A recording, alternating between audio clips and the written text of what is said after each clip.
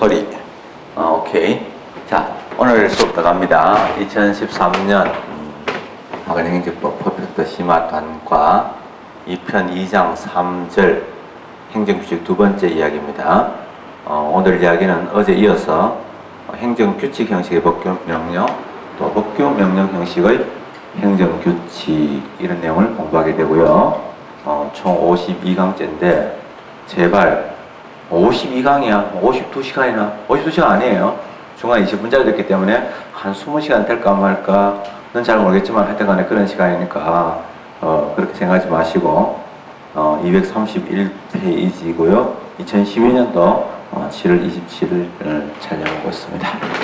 자, 오늘 내용은 뭐냐면 행정규칙 형식의 법규명령, 법규명령 형식의 행정규칙을 공부하게 되는데 공부해야 뭐 할 게 있겠습니까? 암기 일단 중요하고요. 두 번째가 뭐냐면 연습이 제일 중요합니다. 공부의 경우는 우리가 강의를 듣고 책을 읽고 친구들하고 이야기하고 하는 이런 것들은 이해하고 알기 위해서인데 그 아는 것에서 끝나는 게 아니고 그 아는 것을 시험에 적용하기 위해서는 연습하고 또 연습하는 게 제일 중요합니다. 연습이 정말 중요한 거죠. 김연아가 뭐 트리플 악셀 모르겠어요? 알지. 그걸 뭐 안 배웠겠어요? 잘하지. 잘해도 계속 연습해야 되는 게 우리가 시험 치는 거예요. 그래서 우리가 이제 제일 부족한 부분이 뭐냐면 여러분들 제가 봤을 때 평균적으로 개개인은 다르겠지만은 제가 여러분들을 가르쳤을 때 우리 공무원 수험생들이 가장 부족한 점은 뭐냐면 아는데 급급하고 이 아는 것 때문에 힘들어 하다가 아는 것 되면은 다 끝나시는 걸로 그렇게 아시는데 그렇지 않고요. 연습이 참 중요하고 또 이 연습 우리가 잘 알다시피 김연아 아직도 나이가 어립니다. 제가 개인적으로 김연아 인간적으로는 그렇게 좋아하지는 않습니다. 사실은 운동선수로는 좀 좋아하는 훌륭하다 그렇게 칭찬을 보내고 싶고요. 또 뭐 여러 가지로 고기를 선양하고 기여하는 데 대해서는 감사한 마음을 갖고 있지만은 인간적으로는 어쩐지 안 땡겨요. 그렇지만은 어쨌든 간에 김연아든 또 앞에서 이야기하는 다른 여러 많은 사람들이든 간에 자 우리가 우리나라 독일에서 정말 유명한 발레리나 있죠. 강모씨 있는데 뭐 그야말로 면책특권을 가질 정도로 훌륭한 그런 예술가로 인정받지만은 그분도 하시는 말씀이 역시 뭐냐 연습. 뭐 하여튼 간에 모든 훌륭한 분들이 하시는 이야기는 연습밖에 없습니다. 피눈물 나는 연습밖에 없어요. 우리 또 야구만 봐도 있잖아요. 뭐 장효조다 또는 뭐 예를 들면 이성엽이다 뭐 이런 분들 계시잖아요. 그런 분들 다 뭐냐 연습벌레다. 우리가 잘 알다시피 프로 선수들 중에서 프로 선수가 쉽겠어요? 그 많은 있잖아요. 중고등학교 선수 중에서 그 많은 분들이 다 원했던 건데 그 중에서도 이름을 내는 프로 선수까지 가기에는 굉장히 힘들으셨을 거라고 생각해요. 근데 그런 프로 선수들끼리도 쟤는 연습벌레다라고 할 때는 그 연습이라는 게 얼마나 중요하냐 하는 생각을 하게 됩니다. 그리고 잘 알겠지만은 김연아가 뭐 지금도 나이도 아직도 그렇게 많지도 않고요. 또 지식도 모자라지 않겠죠. 그러나 왜 은퇴 왜 고려합니까? 그런 일정한 상태, 즉 잘할 수 있는 상태를 유지하기 위해서는 어마어마한 연습량이 필요로 하기 때문에 그렇거든요. 그래서 여러분들은 뭐 한 시즌 지나면 뭐 그냥 끝났다. 그리고 한번 좀 알면 또 문제 풀어가지고 점수가 좀 나오면은 이건 됐다. 이런 생각하시는 게 너무 많아가지고 옛날에 뭐 또 다른 어떤 프로그램을 한 적도 있는데 결과적으로는 뭐 실패했습니다. 스파르타 실패했는데 저는 사람들한테 연습의 중요성 그리고 매일매일 체크의 중요성 그거 이야기해주고 싶었고요. 얼마 전에 이제 그 안철수 씨 나와가지고 하시는 말씀이 계획을 너무 멀리 잡지 말고 한 좀 짧게 잡는 게 좋다. 짧게 잡아가지고 자기에게 보상을 해주는 게 좋다. 그거는 제가 늘 드린 말씀하고 같아서 기뻤습니다. 그러니까 뭐 이번 일주일 동안 진도를 어떻게 나갈 거냐, 오늘 내가 공부를 어디까지 할 거냐 해가지고 그냥 일찍 수업 끝나면 제발 좀 보상을 줘라. 너무 꼭 뭐 공부가 잘 될 때도 10시까지 있고 공부가 안 될 때도 10시까지 있고 그래서 시간 채우는 거 그거 제일 나쁘거든요. 직원들도 시간 채우는 직원이 제일 나빠요. 예, 근데 여러분들은 성과 위주거든요. 누가 뭐 감동한 사람도 없으니까 그렇게 하면 제일 좋은데 이번 공부도 그거예요. 암기하는 거예요. 외워야 돼요. 외우고 연습해야 되고 문제 풀어서 다시 또 반복해야 되고 그렇게 해서 소위 말해서 반짝반짝하게 윤이 날 정도로 아주 오래된 종갓집의 고택의 마루처럼 있잖아요. 반짝거릴 수 있도록 그렇게 연습하는 거 권하고 싶습니다. 자, 먼저 이야기되는 것은요, 전번 시간에 이어서 행정규칙 형식의 법규명령, 법규명령 형식의 행정규칙, 전번 시간에는 뭘 했냐면, 왜, 어떻게 해서 행정규칙 형식인데 법규성을 가지며, 또 법규명령 형식의 행정규칙은 왜 법규성을 가지느냐는 이런 이야기를 했고요. 네, 거기에 대한 이론적 근거, 어떻게 추이가 달라졌느냐, 헌법재판소, 또 다수설 또는 대부분의 판례의 추이를 말씀을 드렸습니다. 자, 오늘은 뭐냐면 그런 내용들이 적용된 판례를 이제는 구체적으로 외워야 되는데, 일단은 제일 중요한 내용이 뭐냐면 처음에 들어올 때는 판례의 모든 것을 문장을 다 읽어가면서 분석하고 할 수는 없습니다. 그러나 실제로 시험 문제는 판례의 제목이 나올 때도 있고 조문이 나올 때도 있고 또 그 문장의 세부적인 부분을 들어가서 사례 형식으로 나올 때도 있습니다. 자, 이랬을 때 우리가 접근할 수 있는 방법은 일단은 뭐냐, 전체적인 윤곽을 잡고 그 다음에 내용에 대한 개요를 알고 그 다음에 내용을 읽어보면서 조금씩 살을 붙여가는 게 제일 바람직하다고 생각합니다. 그래서 그런 식으로 이제 이야기를 전개하겠습니다. 먼저 드릴 수 있는 말씀은 법규명령 형식의 행정규칙이에요. 자, 가끔 가다가 저도 있잖아요. 저는 사실 여러분들 봤을 때, 저 사람이 여러분들 내가 여러분들 선생된 거 되게, 여러분들한테 되게 보니까 축복인 줄 알아야 돼요. 왜냐하면, 단순하게 행정법만 가르치는 게 아니고, 여러분들, 저는 인생에서 여러분한테 되게 힘과 용기를 주잖아요. 왜냐하면, 저런 사람도 어떻게 사는데 싶으잖아요. 저 외모에, 저 키에, 저 형편에, 어떻게 저래 사나 싶으잖아요. 그래서 이 강인한 인간의 뭐랄까 생명에 대한 의지를 읽을 수 있잖아요. 근데 이제 저도 저도 사실은 저는 아주 19살 될 때까지 지금 생각하면 만성 있잖아요. 조증이었던 것 같아요. 세상이 너무 기분 좋은 거야. 막 길에 가도 웃은 일밖에 없고, 고등학교 때도 누가 있으면 방바닥에 누워 있으면 막 기분이 너무너무 좋고, 가면 아무것도 안 하고 있는데도 막 마약하듯이 기분이 너무 좋고, 막 진짜 가슴 요 부분에서 막 샘물처럼 있잖아요. 산에 가면 샘물 올라오고 이런 거 맞거든요. 몽글몽글 올라오는데 그렇게 막 기쁨이 늘 올라오는 거야. 그래서 한 번도 있잖아요. 저는 어릴 때 되게 좀 외부에서 보면 굉장히 뭐랄까 불행하게 보이는 삶이었던 거거든요. 왜냐하면 아버지가 굉장히 많이 아프셔가지고 좀 그랬어요. 정신병 때문에 아프셔가지고 식구들이 다 힘들었어요. 어떤 경제적인 것도 전혀 안 돼가 있었고, 그래서 학교에서 그 기성예비를 못 내가지고 학교 수업에서 쫓겨나기도 하고, 그래서 학교 가도 학교가 나가라 그러니까, 초등학교 때 쫓겨나기도 하고, 도시락 한 번도 싸가본 적 없고, 초등학교 4학년 이때는 한 번도 도시락 자체를 싸가본 적이 없어요. 그렇게 지냈는데도, 그때도 왜 그렇게 기분이 좋지?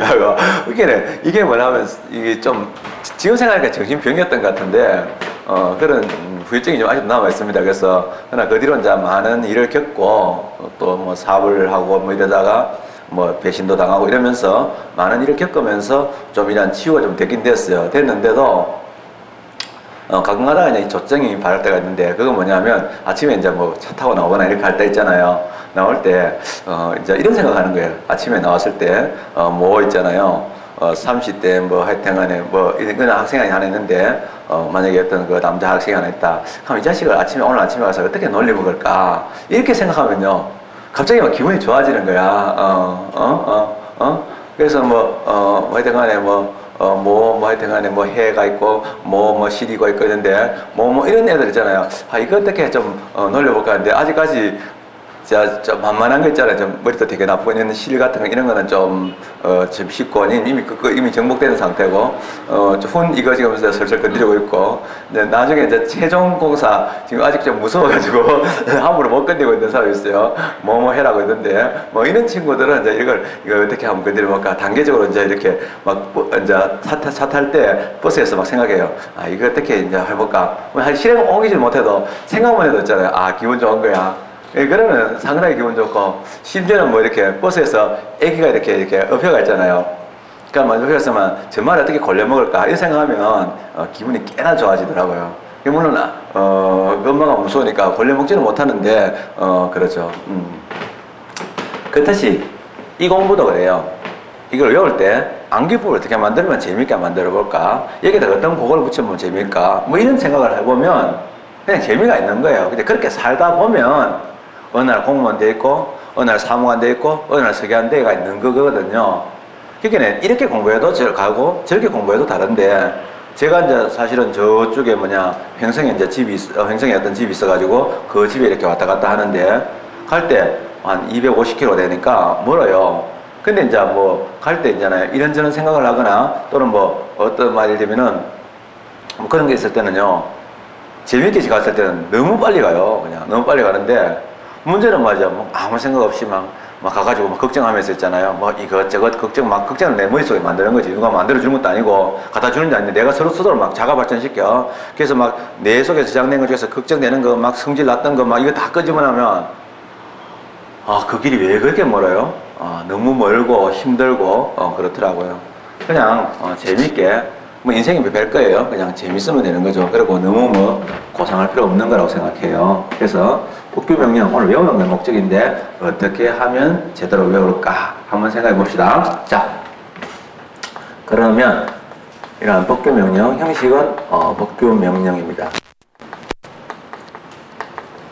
예를 들면 대통령령, 부령 이런 형식의 복규 명령인데 이런 복규 명령 형식이죠. 근데 복규 명령 형식인데 내용은 행정 규칙을 담고 있는 이에요. 사실 이 말이 얼마나 폭력적이고 모순인지는 저도 알고 있습니다. 그러나 인간의 언어가 여러분들도 사랑해서 아시겠지만은 인간의 언어가 여러분들이 가장 가까운 뭐 남자친구나 또는 부인이나 또는 친구들하고 얘기할 때도 어떨 때는요 참 말이 잘 안 통할 때가 있잖아. 내가 어떤 말을 하는데 내가 선택한 말이 즉 신입휘양이 내가 전달하고자 하는 신입휘해를 제대로 전달 못해가지고 답답하고 때로는 화가 날 때도 있어요.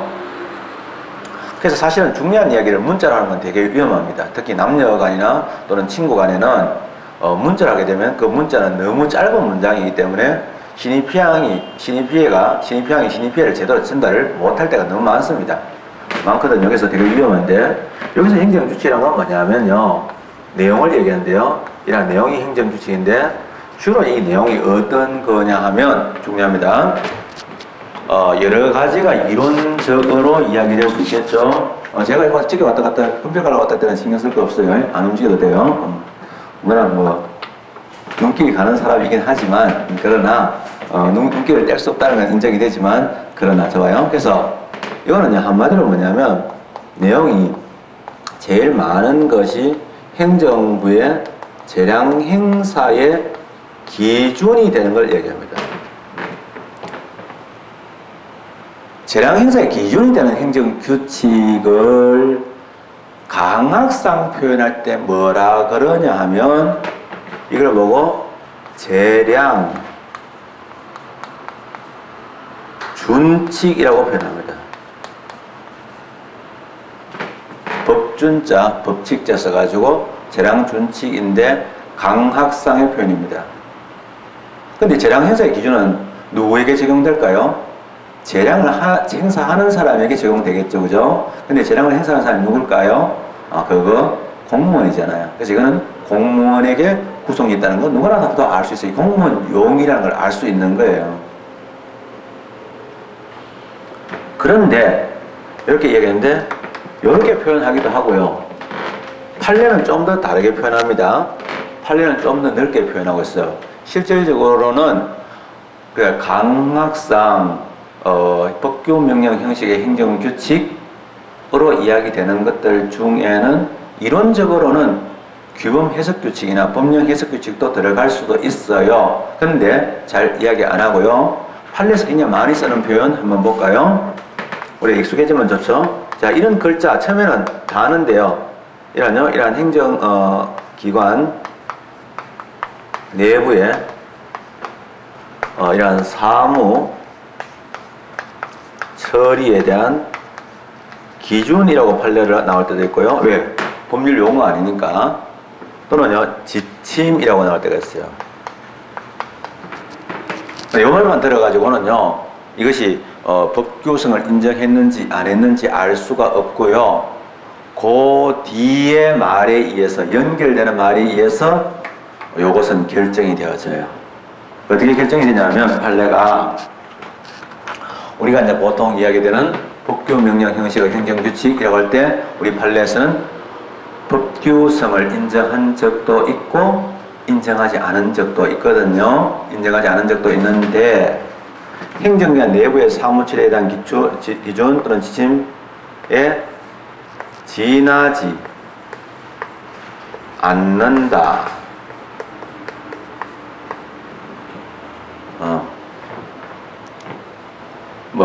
그 여학생은 단지 나와 같이 수업을 듣는 수강생에 지나지 않는다. 별 볼 일 없는 사람이다. 이런 뜻이에요. 근데 지나지 않는 것이 아니라 something 있다는 얘기예요. 그죠? 그래서 지나지 않는다 하면 바로 뭐냐? 이거는 행정규칙. 사실은 법규성을 인정 못하겠다. 이다 이 말이야. 이다. 딱 끊어요. 이런 뜻이야. 판례에서. 그런데 지나지 않는 것이 아니라 합니다. 지나지 않는 것이 아니라 이렇게 한 거예요. 그러면 이건 어떤 뜻이냐면 법규, 명령, 이다라고 해요. 이 문장을 우리가 판례를 보면 뭐를 알 수 있냐면, 어떤 행정규칙이라는 기본 성질은 같은데 거기서 조금 더 넘어서서 대외적 구속력을 갖는다는 뜻이야. 그래서 지나지 않는 것이라 아니라 말은 여기서 그 이어지는 말이 당연히 이거는 대외적, 국민에 대해서 이러한 구속력을 갖는 것이다 이 말이야. 국민에 대해서 구속력을 갖는 것이다 이 말이야. 이런 말이 붙어. 그런데 여러분이 소송을 해봐도 알지만은 소송의 종류도 많고 사건도 많지만은 소장의 형식이 딱 정해져 있어요. 그래서 한 번쯤은 뭐 지급 명령 이런 것 해볼 필요가 있어요. 무서워할 필요가 없고 해볼 필요가 있는 거야. 특히 소액인 경우는 뭐 저도 괜찮아. 그래서 한 몇 번만 이렇게 왔다 갔다 해보면 처음에는 어차피 배워야 돼. 근데 자기가 남한테 물어보는 것도 좋지만 물어서 가서 인지를 이렇게 붙이고 소장을 몇 번 부분을 이렇게 만들어서 또 어디에 찾아가서 하면 되니까 받아주대. 나 긴장했는데 그거 중요한 거야. 근데 또 보면은 패턴이 딱 정해져 있어. 근데 여기서 우리가 알 수 있는 게 뭐냐면 판사들이, 법관들이 설사 법규 명령의 형식의 행정규칙이라도 그것이 법규성이 인정되는 것과 되지 않는 것의 경계가 마치 과거의 경계이론처럼 문턱을 왔다 갔다 해가지고 조금 넘어서면 상대적인 느낌이 들어요. 그래서 법관들은 아직은 이런 태도를 취하고 있구나 라고 알면 좋아요. 자, 이런 내용 하에서 이제 법규명령 형식 행정규칙 한번 들어가 보는데, 물론요 법규명령 형식의 종류가 다양한데 시험 문제 나오는 것은 정해져 있어요. 하나가 뭐냐, 부령 형식하고 대통령령 형식만 출제가 되고 있었고, 또 그러니까 다른 건 신경 쓸 거 없죠. 감사원 규칙 같은 것도 생각할 수 있는데, 감사원 규칙의 경우는 헌법에는 그 근거 규정이 없는데 헌법에는 없지만은 다만 그 감사원 규칙의 경우는 헌법에는 없지만은 행정법에 관한 판례 다수들은 법규성을 인정한다. 그런 정도에 불과합니다. 그러면 한번 더 가보죠. 그럼 이런 형식을 할 때 크게 두 가지인데, 하나는 이러한 부령 형식입니다. 형식이란 부령이에요. 이러한 시행규칙이라고 하죠. 부령과 시행규칙은 같은 말인 셈이죠. 왜냐하면 둘 다 실정법에서 쓰는 표현인데, 부령 형식의 이러한 행정규칙이에요. 있고, 또 하나는 대통령령 시행령이라고도 표현합니다. 그죠? 형식의 행정규칙 이런 것 두 가지가 있는데, 내용이 재량행사된 기준을 담고 있는 것으로서 부령 형식도 있고 대통령령 형식도 있는데, 자, 우리가 외우는 게 중요한데 외웠을 때 다 외워놨는데 심지어는 학생들 옛날에 화학 기호라든지 또는 생물에서 뭐 암기법 해가지고 지금도 외우고 있는 거 있어. 다 외워놓고 나서는 이거 뭐였지? 막 이러는 학생들이 있어요. 이러면 이제 웃기는 거라는 거야. 쉽게 말하면 다람쥐처럼 뭐 가을에 말이죠. 열심히 도토리를 저장해 놓고 나서 숨긴 장소를 몰라가지고 그래서 진짜로 봄이 되면요 산에 가면은 이 상소리 나무 있잖아요. 상소리 나무가 소복하게 또 콩나물처럼 이렇게 올라온 데가 있어요. 그거 다 멍청한 다람쥐의 업적이죠. 근데 이러한 불용 형식인데 법규성이죠. 이러한 법규성에 대한 우리가 관점을 이제 초점을 갖고 있는데 법규성을 부인한 것도 있고요.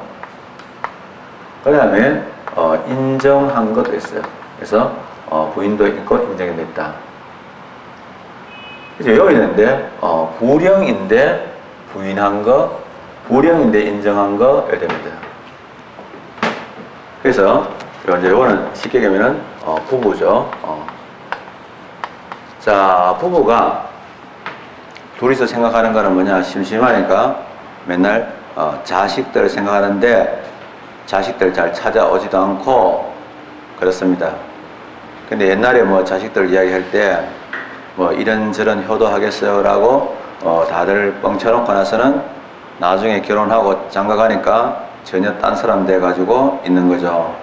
그래서 옛날에는 큰애가 또는 작은애가 나한테 이렇게 하마 라고 했는데 전부 다 뻥쳤어. 다 공수표야.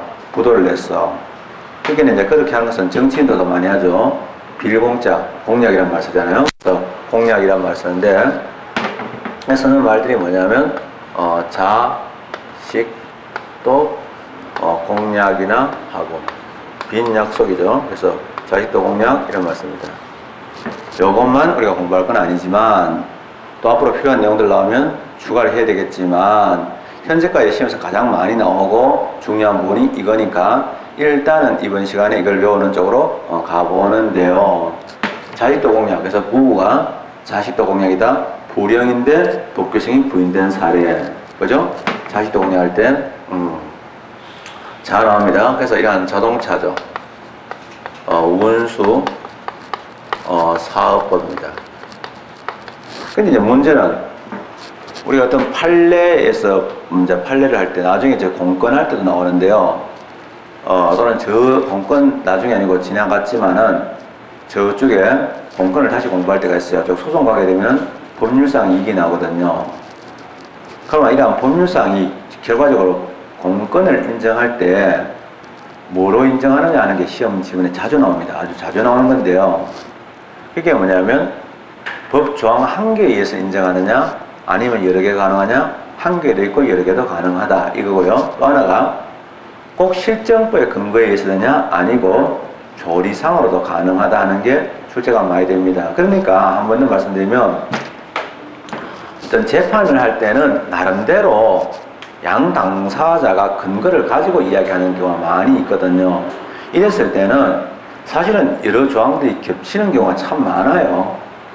그래서 우리가 뭐 예를 들면 부동산을 양도했다. 그럼 양도소득세만 문제될 것 같아요? 그러면 만약에 사업이 내가 부동산을 내가 집을 파는 사람이야. 그러면 집이 뭐예요? 부동산이죠. 그러면 그게 사업소득세예요? 아니면 양도소득세예요? 이런 문제가 발생하는 거야. 간단하게 얘기하면 물론 정리되어 있지만 정리 안 될 때가 많다고 늘 경제구에는 그런 요소들이 많이 나타나요. 자, 그랬을 때는 어떻게 하죠? 이건 이제 여러 법 조항들을 다 같이 살펴보게 되는 거예요.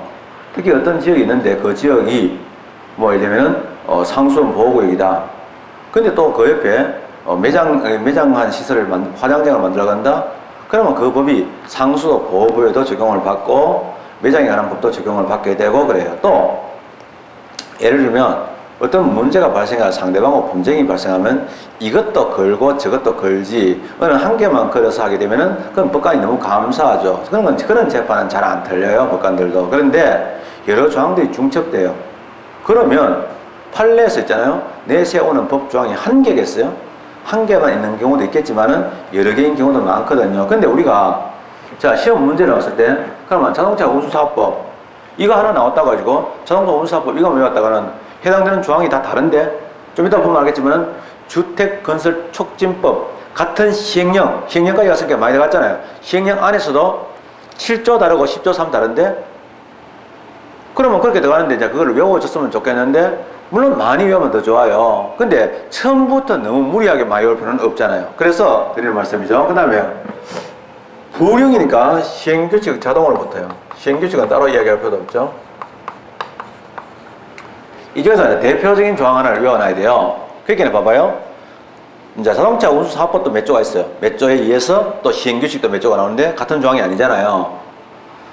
그렇게 이제 복잡할 때는 우리가 나중에 이제 하더라도 일단은 제일 중요한 게 시험에서 그러면 지가 문제 낼 때 자동차 운수 법률에 대한 조항들은 여러 가지를 낼 수도 있겠지만은 결과적으로 그거는 이야기를 해도 되고 안 해도 되지만은 지가 적어도 시행규칙에 대해서 몇 조는 이야기해야 될 거다. 이건 나오잖아요. 그러면 몇 조 더 가느냐 이게 되죠. 근데 몇 조 할 때 이 몇 조는 아라비아 숫자로 표현되거든요. 주로 이제 단수가 아니고 복수로 이제 10자리 정도 나오는데 그럼 한번 보고요. 자동차 했을 때 숫자에서 제일 먼저 생각나는 자동차 이름인데 자동차에 대한 고유명사가 숫자가 되는 게 있죠. 그게 뭐냐? I30. 유명하잖아요. 그죠? 뭐 지금 코티 나왔는데 인용사지만 두드리면 안다. 그러면 원래 원조가 중요한 거야. 그래서 I30. 그래서 자동차 운수사법 시행령, 시행규칙 30조. 그죠? 자, 식품인데요. 이런 식품위생법이죠. 외웠다. 시행규칙. 지금 선생님이 막 잔소리하고 막 시간 많이 가. 막 짜증난다. 좀 바로 진도나 나가지. 그만 서러운 것만 푸시고 진도 나가서 이러지 말고 그 순간 내가 눈을 어디 껐냐면 자동차 운수사법 시행규칙 30조 부령인데 법규성이 부인됐다. 인정 안 됐다. 시험에서 어마어마하게 많이 나왔어. 다양하게 나와. 내용도 나오고 다 나와. 식품위생법 시행규칙. 이거는 그냥 식품을 숫자로 표현한 것 중에서 제일 많은 게 뭐냐? 오삼불고기라는 게 있습니다. 그래서 오삼불고기 있는데 53조. 이거 원래 별표 15호까지가 굉장히 중요하고 제가 기억하기는 것만 해도 10문제 이상 출제됐어요. 어마어마해. 그리고 이거 사실은 정확하게 얘기하면요. 어떤 내용이냐면 이것도 그 53조 별표 15호에 관한 내용이 뭐냐면 다른 문제도 있겠지만은 절차에 관한 문제야. 그래서 사실은 이거는 절차적 규정이 행정절차법에서 우리 행정절차법에는 일반법이 있지만은 개별법에도 절차적 규정이 있잖아요. 그러니까 개별법에 있는 절차적 규정을 위반했을 때 어떤 효과가 있느냐 할 때 법규 명령에 절차적 규정이 있어도 그거 위반해도 적법하다고 인정될 때도 있다. 하자를 인정 안 한 적이 있다. 바로 그 사례야. 그래서 이 공부를 해보거나 시험 문제를 풀어보면 한 개의 판례를 가지고 선생들이 굉장히 생난리를 쳤구나. 어떤 거는 판례 하나와 문제 하나 딱 나오고 그 외에는 나온 적이 없는 문제가 있는가 하면 어떤 문제는 정말로 스테디셀러로 선생님이 너무너무 좋아하는 재료구나 이런 것들. 그 다음에 도로교통법이죠. 그죠? 그래서 이런 도로교통법.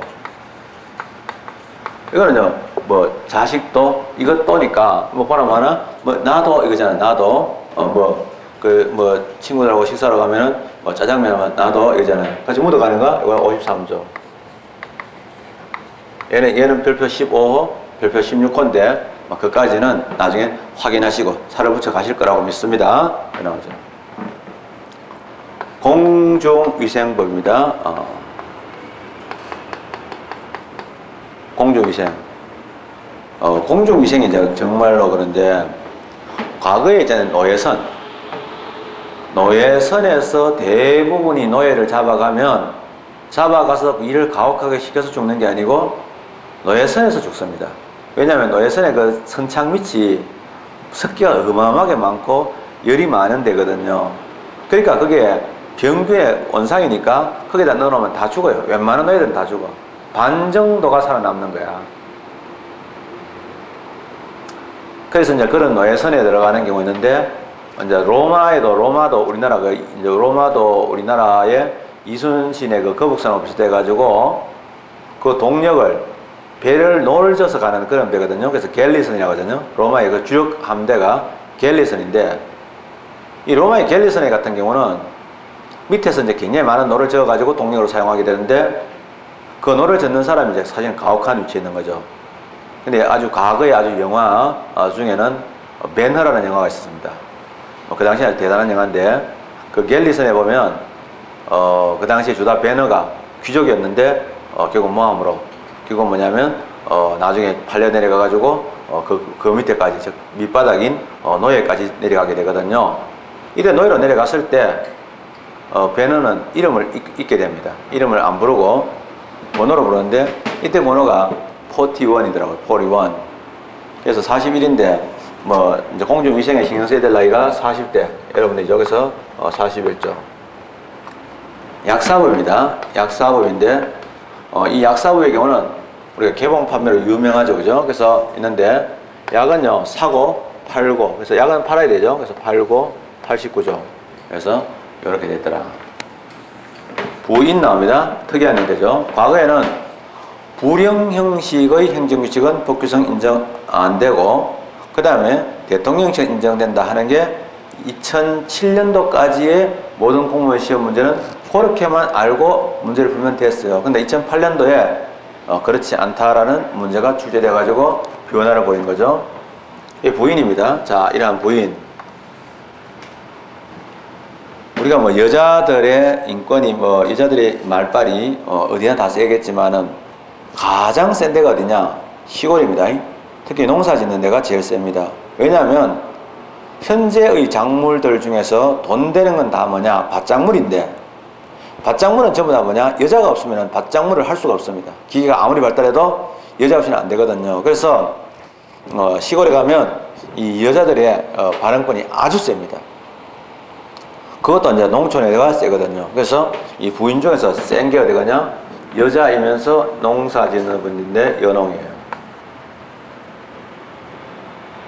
여거는 여는 뭐냐면 여객입니다. 여객 자동차 운수사업법이거든요. 여객 자동차 운수 이러한 사업법인데 여 나오죠. 그러니까 농은 뭐냐면 농촌 근대화 촉진법입니다. 농촌의 이러한 근대화를 촉진한다. 사실은 현대화가 되죠. 그래서 농촌 근대화 촉진법인데 실제로 오늘날 여건들이 너무너무 세져 가지고요. 시골의 경우는 뭐 도시도 그렇겠지만은 진짜로 여자들이 남자를 때리는 그런 게 많이 있어요. 제가 많이 봤어요. 왜냐면 워낙 세. 제가 옛날에 어떤 그 예산 지역에 어떤 지역을 가본 적이 있는데요. 잠깐 살아본 적이 있는데 그게 살아보니까 정말 농촌이 피폐해요. 들어가 보면 한 집 건너서 여자가 도망가고 한 집 건너 자살하고 그 당시에는 그랬어요. 참 참담하구나, 어렵게 사는구나 하는 생각을 했는데 그 대신에 뭐냐, 남아있는 여자들은 목소리가 아주 커요. 그럴 수밖에 없겠죠. 그래서 여객장사 운수사업법인데 여자이고 농촌인데 여자들이 좋아하는 거 아이스크림. 아이스크림은 숫자가 유명한 게 베스킨 라빈스 31이 있습니다. 그래서 31조 시행규칙입니다. 물론 당연하게 불령이니까 시행규칙 31조. 왜 베스킨 라빈스 31? 왜 31이니까 한 달 내내 처목처목 해라 이것들이죠. 그렇게 하면은 완전 돼지로 만들어줄 수 있다, 이런 뜻이겠죠. 아니면 남자들 같은 경우는 선물로 당뇨도 드려요, 이런 것도 있고 고혈압도 드릴 수 있어요, 이런 거겠죠. 이런 게 있습니다. 그래서 이제 한 달이죠. 거기에 이제 무서운 사람들은 반 달만 하세요. 한 달에 반은 15일이겠죠. 그래서 30일, 31조, 15조. 그래서 농촌 근대화 촉진법 시행규칙 15조 여기 있습니다. 다시 외우는데요.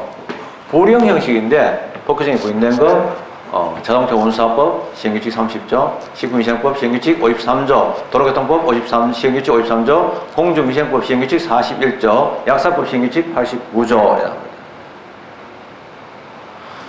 그리고 인정된 거는요, 중요하죠. 이제 부인데 여농, 여객자동차 운수사업법 31조, 시행규칙 31조죠. 농촌 근대화 촉진법 시행규칙 15조. 일단 이걸 외웠는데 이게 시작입니다. 그리고 이제 판례의 내용을 또 보면 더 좋습니다. 그래서 내용까지 다 넣어놨습니다. 다시 들어왔어요.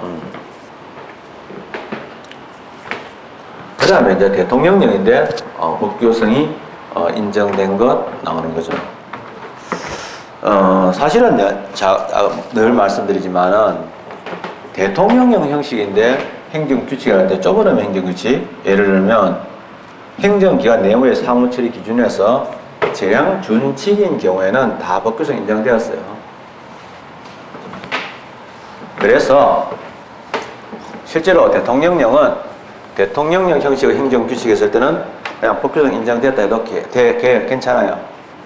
그런데 하여튼간에 대통령령은 무조건 법규상 인정된다 또 이렇게 생각이 쉽거든요. 그래서 그거는 안 된다 이런 얘기예요.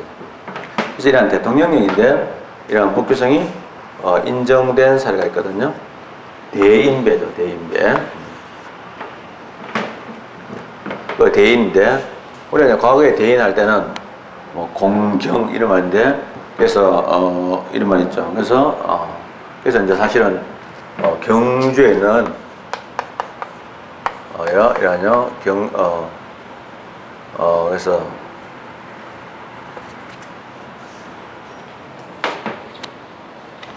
하나 더 추가됐지 않아?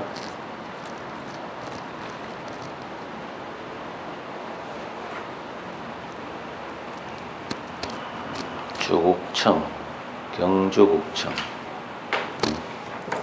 하여튼 이거는 뭐 이름을 여러분들이 마음대로 외워주십시오. 경주 국청. 뭐 옛날에 이제 공경 대부할 때 주국청 겸 이렇게 해도 되는데 학생들이 경주국청이 더 외우기 좋다. 그렇게 얘기하니까 경주국청으로 가죠. 경주국청. 대인배인데 주국청경인데요. 경찰관 임용령이에요. 경찰관 임용에 대한 임용령 할 때 영은 대통령령일 때 임용령입니다. 임용령, 대통령령인데요. 잘 알다시피 이거는 뭐냐면 내용이 중요한데 부정행위자. 어떤 사람이 경찰관 시험을 치다가 부정행위를 했어요. 경찰들은 되게 엄격합니다. 근데 뭐 그렇게 엄격한데 왜 경찰들이 맨날 사기치고 이번에도 경찰이 아이가 자살했는데 그 여선생을 예를 들면은 협박해가지고 7천만 원 뺏고 강간도 하고 이런 짓 하잖아요. 왜 그러냐? 경찰 숫자가 많아. 숫자가 많으니까 사고 친 놈도 많은 거야. 두둔하는 게 아니라 그런 사고 친 놈 많고 두 번째가 경찰에 들어갔을 때 윗대가리들이 정치적으로 애들이 정의롭게 하도록 안 가르쳐. 그러니까 애들이 좌절하는 거지. 처음에는 다들 경찰 할 때 내가 보면 90%는 뭐냐? 정의감 때문에 들어갔어. 근데 나중에 들어가가지고 이제 타락을 시키는 거야. 좌절하고. 네, 그래 돼서 나는 생각할 때 그렇게 생각해요. 부정행위 해가지고 이 사람이 5년간 응시 자격이 제한됐어. 제한됐는데 5년간 제한됐거든. 근데 이 친구가 이제 못 기다리잖아. 그래가지고 해양경찰 시험을 본 거지. 왜냐면 잘 알다시피 중요한 거 있죠. 행정부에서 경찰청은 어디 소속이에요? 행안부 소속이에요. 근데 해양경찰청은 아예 소속이 달라. 어디입니까? 저쪽에 해수부 소속이거든. 그러니까 소속이 다르니까 정부 간의 정보교환이 없겠지 해가지고 잔머리 굴린 거야. 그래가지고 시험을 봤는데 나중에 걸러졌어. 경찰은 면접 잘 봅니다. 제일 면접 잘 못 보는 데가 어디냐면 일반 행정직 보는 눈이 없어요. 근데 경찰은요 귀신 같습니다. 면접 떨어진 사람들은 섭섭하시겠지만은 사실 귀신 같아요. 학원에 옛날에 저는 춘추관에서는 그런 거 안 했는데 옛날에 한교 있을 때 보면 뭐냐면 경찰 임용 다 하거든요. 하면은 그 아가씨가 앉아있다가 딱 들어오는 얼굴만 봐도 제가 임용인지 경찰인지 다 알 수 있다. 그러더라고. 전문성 있는 애들이 있어. 똑똑해. 그런 애들이 있었지. 근데 보면은 학원에서 좀 이렇게 학생들 사이에 좀 안 좋은 평가 받는 애들 있잖아요. 대체로 면접 잘 안 돼요. 그래서 그거 참. 근데 이제 일반 행정직은 전혀 완전히 멍터리더라고. 아직은. 근데 경찰들은 워낙 사람 많이 달아봐가지고 그런지 좀 사람을 이렇게 의심을 가지고 찾아봤겠죠. 그러니까 그런지 좀 그렇더라고요. 두 번째 판례가 아주 중요한데요. 주택 건설 촉진법이에요. 촉진법 물론 시행령이죠. 10조의 3인데요. 왜 10조의 3까지 얘기하냐면 굉장히 중요해요. 좀 이따 7조도 나오는데요. 10조의 3이 있어요. 그거는 잘 알다시피 주택건설촉진법, 우리가 이제 주택에 대한 정책에 대해서는 신문에서 비판 기사가 참 많고 1년 내내 비판 기사가 올라옵니다. 어떻습니까? 경기 부양책 안 먹힌다. 뭐 이런 것들 나오고요. 또 어떤 거는요, 과열됐다. 정부가 지나치게 과열됐는데 또 과열을 조장한다. 뭐 이렇게 나와요. 자, 어떤 경우에는 사실은 그 정치를 하시는 분들이 사심이 많아가지고 잘못하는 경우도 있는데, 주택 이거는 참 어려워요. 왜냐하면 부동산 경기가 없으면 사람들이 아파트를 안 사요. 안 사면 못 지어요. 물량이 지체되면 안 짓죠. 공급이 없는 거야. 근데 공급이 정부할 수가 없는 거지. 그런 문제가 발생해요. 근데 이제 문제는, 그러면 또 이게 한번 과열되면요, 가속이 붙어. 그래서 사실 이걸 통제하는 법이 바로 주택건설촉진법인데 인위적일 수밖에 없어요. 예, 그런데 이 중에서 어떤 내용이 있냐면, 아파트에 대한 하자 보수를 게을리했을 때 게을리한 데에 대해서 6개월 이하 영업 정지에 처할 수 있다는 그런 제적인 기준을 두고 있는데, 문제는 그게 법규성이 있느냐 이런 문제도 있을 수 있겠죠. 이런 것들이에요. 여기서 이제 유명한 말이 나와요. 이게 이제 여기서 나가겠습니다. 여기서 옛날에 이게 일반화됐었거든요. 한데 이거 내용이 뭐냐면, 형식의 예를 들면 이러한 재량준칙, 내용이 이러한 재량준칙일 경우에 형식에 따라서 형식이 대통령령이면 법규성 인정되고 부령은 인정 안 된다는 식으로 이야기를 했어요. 요 판례에서. 요걸 연세대학교에 계시는 홍정선 교수님이 가져와가지고 일반화시켜 버렸어요. 일반화된 것처럼 말씀했어요. 그때부터 거의 모든 시험 문제가 이렇게 나왔어요. 그래서 2007년도까지 어심없이 되다가 2008년도에 아까 전에 봤지만은 자동차 운수사법 시행규칙은 법규성이 인정 안 되지만은 여객 자동차 운수사법 시행규칙은 인정되거든요. 불행이라도. 그거 한 짐을 다 지우는 거 아니에요. 그래서 저렇게 공부한 사람들 몰살시켜버렸죠. 2008년 대학살이라고 이름을 붙일 만한 그런 내용인데 그런 게 있었어요. 그죠? 그 다음에 국민건강이죠. 그래서 이런 국민건강에 관한 법인데 건강, 환갑 때부터 신경이 되죠. 61세. 젊었을 때 담배 피우고 술 많이 먹고 그런 사람도 있죠. 특히 나는 술 먹어도 전혀 안 취해. 그리고 나 진짜 술 먹고 담배 다 피워도 진짜 건강해. 이런 사람도 있죠. 60세 넘으면 작살입니다. 그게 다 효과 나타나는데 재미나는 거는요, 나이가 60세가 넘었을 때 노인들이 딱 두 가지로 갈라지는데 6대 4로 갈라지는데 60%는 거의 온몸이 병원이래. 여기도 아프고 저기도 아프고 안 아픈 데가 없대. 근데 40%는 의학적으로 도대체 병이라고 볼 수 없는 거, 막 가다가 발가락 사이에 무좀좀 있어. 이런 건 병이 아니잖아, 사실은. 의학적인 의미에서의 병이 아닌 것들, 그런 것들밖에 없고 아주 건강하대. 그리고 그 상태가 굉장히 오래 간대. 결국은 이제 잘 관리하시는 게 좋겠죠. 그 다음에 청소년 보호법입니다. 여러분, 청소년은 몇 살까지인지 아세요? 청년회의소라는 데가 있거든요. 그건 청년들만 다니는 데인데 몇 살까지입니까? 40세까지. 아직 여러분들 청년입니다. 그래서 40세인데 40세가 아니라 40조겠죠. 40조. 이렇게 외워주면 좋아요. 자, 근데 이제 대통령령인데 법규성 인정하였다. 이건 따로 얘기할게요. 왜냐하면 부인됐다 했는데 그건 뭐냐면 사실은 엄밀한 의미에서 아주 넓은 의미에서는 재량이라고 볼 수도 있겠어요. 왜냐하면 내가 어떤 그 건설허가 신청을 했다. 주택 사업 계획, 즉 아파트에 대한 건설 계획을 신청했는데 정부가 심사를 하긴 하겠죠. 그건 뭐 쉽지는 않을 겁니다. 관련 조항을 검토해야 되고 환경도 검토해야 되다 보니까 시간이 필요한데 사실은 업자 입장에서는 피 말리는 거잖아요. 왜냐하면 업자는요, 그 땅을 주로 저는 은행에다가 주고 사가지고 팔아야 되는데 은행에서 이자가 하루에도 몇십억씩 나갈 거란 말이야. 큰 사업 같은 경우는. 그러면 사실은 그 사업이 하루 당겨지는 거에 따라서 이익이 몇십억씩 차이가 날 수가 있으니까 당연히 로비를 안 할 수가 없는 거야. 그러면 상대방이 들고 앉아가지고 시간을 질질 끌고 있으면 미치겠죠.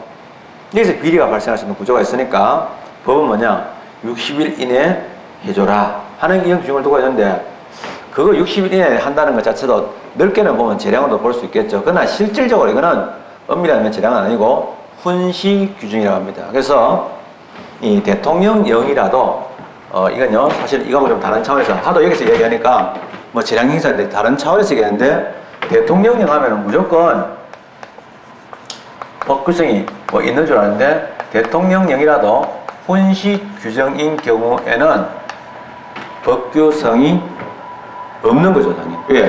훈시 규정이라는 말 자체가 법규성이 없다는 뜻이에요. 구성력이 없는 규정이다. 다만 가이드라인으로 요 안에 하면 좋겠다라는 거예요. 그래서 나오는 건데, 그거는 훈시 규정이 있는데, 첫째로 뭐냐? 법규성이 없는 거죠. 그런 것들이 아까 전에 얘기하는 주택건설촉진법 나옵니다. 시행령 나오는데 7조가 있거든요. 7조에는요 방금 이야기하는 주택사업계획 승인이죠. 그래서 이러한 이러한 사업의 계획에 대한 승인. 이때 주택사업계획은 왜 계획이냐면, 그것이 아파트 단지 같은 경우는 하나의 도시계획이라는 이럴 수가 있거든요. 그래서 이런 것도 나오고요. 그 다음에 이제 나오는 것들 중에서는 민원사무처리 규정 이런 것도 있어요. 뭐 이런 것도 있고, 민원사무처리 규정 이런 것도 있죠. 그리고 이제 이론적으로 판례도 나왔지만, 이론적으로도 보면은 사무관리 규정 같은 것도 실제로는 법규정을 인정하기가 쉽지 않더라 하는 이런 얘기예요. 그래서 요 이야기를 좀 길고 지루했겠지만은 말씀을 드렸습니다. 예, 드렸고요. 예, 좀 이따가는 두 번째가 행정규칙 형식의 법규명령. 좀 지루하겠지만은 그냥 판례인데, 판례의 어떤 그 기초 부분을 같이 좀 말씀드리는 거니까 좀 잘 봐주십시오. 예, 좀 쉬었다가 계속하겠습니다.